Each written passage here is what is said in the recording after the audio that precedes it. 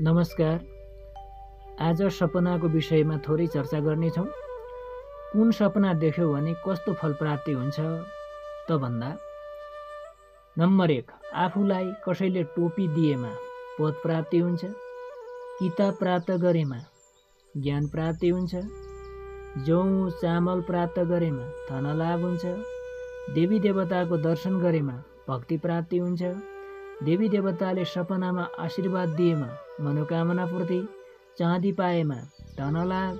सुन पाएमा धनहानि तथा कष्ट,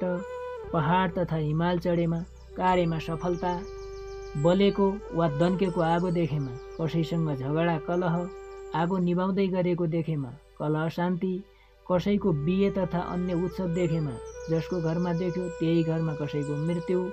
दिशामा लटपटिएको देखेमा धनलाभ, सपनामा हाँसेमा विपत्ति रुनुपर्ने अवस्था, गधामा सवार भई दक्षिण दिशाको यात्रा गरेमा मृत्यु, जुत्ता चप्पल हराएमा वा बगेमा पत्नी वियोग, कसैले लखेटेमा शत्रु भए, हतियार पाएमा विजय वा शत्रुजय, दियो बालेमा पुत्र प्राप्ति, दियो निभेमा कुलनाश, घर उजाडिएको देखेमा वंश विनाश, हरियाली देखेमा सुख शान्ति, उदाएको सूर्य देखेमा नयाँ जीवनको थालनी, रात परेको देखेमा अन्धकारमय जीवन, दाँत झरेमा मानहानि, सेतो फूल प्राप्त गरेमा मान प्रतिष्ठा प्राप्ति, दही प्राप्त गरेमा श्री प्राप्ति,